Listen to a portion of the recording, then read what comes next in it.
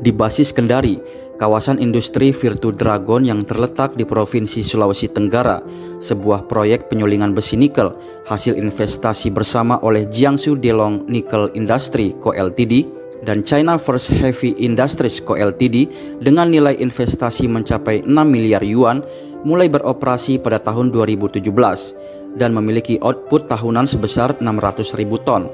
Sementara itu, sebuah proyek penyulingan terpadu besi nikel dan baja tahan karat hasil investasi bersama oleh Xiamen Xiangyu Group Co Ltd dengan nilai investasi mencapai 18 miliar yuan mulai beroperasi pada tahun 2020 dan memiliki output tahunan mencapai 2,5 juta ton. Indonesia merupakan negara kepulauan terbesar di dunia yang kaya akan beragam sumber daya alam seperti minyak tanah, gas alam, dan nikel. Industri pertambangan berperan sangat penting dalam ekonomi Indonesia.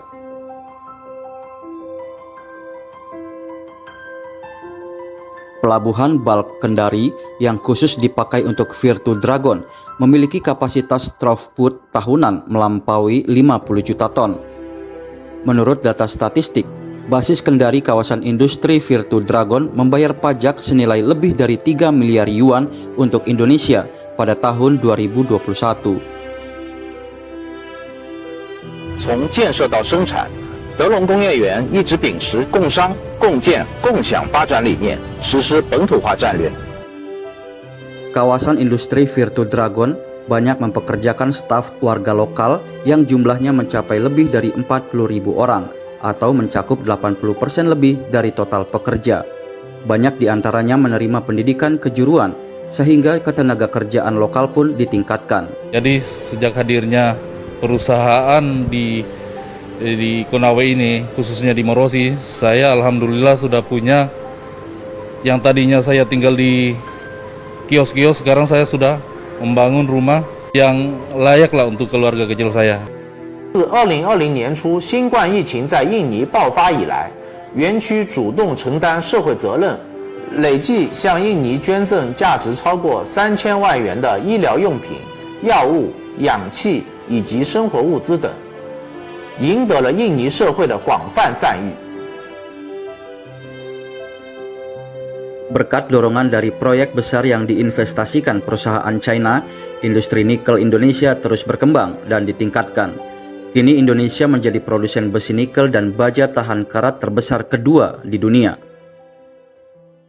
Oleh sebab itu, saya sangat menghargai, mengapresiasi pembangunan smelter oleh PT Gunbuster Nickel Industry, dan ini akan memberikan nilai tambah yang tidak sedikit.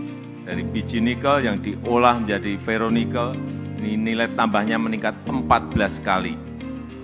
Dan jika dari biji nikel diolah menjadi billet stainless steel, akan meningkat nilainya 19 kali lipat.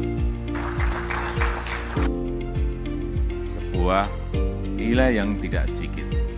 Dan tadi Menko Perekonomian Bapak Erlangga menyampaikan bahwa tahun ini diperkirakan ekspor stainless kita akan melompat menjadi kurang lebih perkiraan kita 20,8 miliar US dollar. Menurut sebuah laporan mengenai tanggung jawab sosial perusahaan yang diinvestasikan perusahaan China di Indonesia selama tahun 2020 hingga tahun 2022 yang baru dirilis oleh Kamar Dagang China di Indonesia, sejumlah perusahaan China secara aktif memikul tanggung jawab sosialnya dan berkontribusi untuk perkembangan ekonomi Indonesia. Pada April tahun 2021, varian Delta merebak di Indonesia. Kasus positif bertambah dengan sangat cepat, menyebabkan kekurangan tempat rawat inap dan memicu kelangkaan pasokan oksigen cair.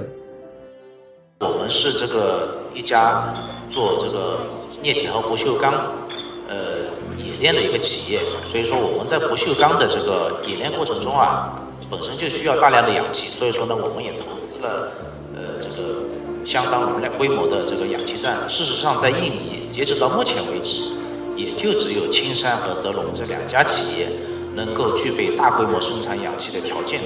所以说呢，我们在第一时间调整了这个生产的思路和节奏，把这个不锈钢的产量缩减，能往后面推就往后面推，来挤出液体的氧气，来救助这个印尼的社会。当时呢，这个印尼的政府也跟我提出来，说是能不能有条件来捐赠一些这个制氧机，我欣然接受，我说我捐1000台。 Banyak perusahaan China seperti kawasan industri Virtu Dragon yang berbisnis di Indonesia secara aktif mengikuti kegiatan amal, terus ambil bagian dalam penanggulangan wabah, bencana alam, pengentasan kemiskinan, serta pembangunan komunitas, pendidikan, kesehatan, dan kebudayaan. Dalam beberapa tahun terakhir, China dan Indonesia secara mendalam menyinergikan inisiatif Sabuk dan Jalur Sutra serta poros maritim global dan telah membuahkan banyak hasil yang nyata. China adalah mitra dagang terbesar bagi Indonesia.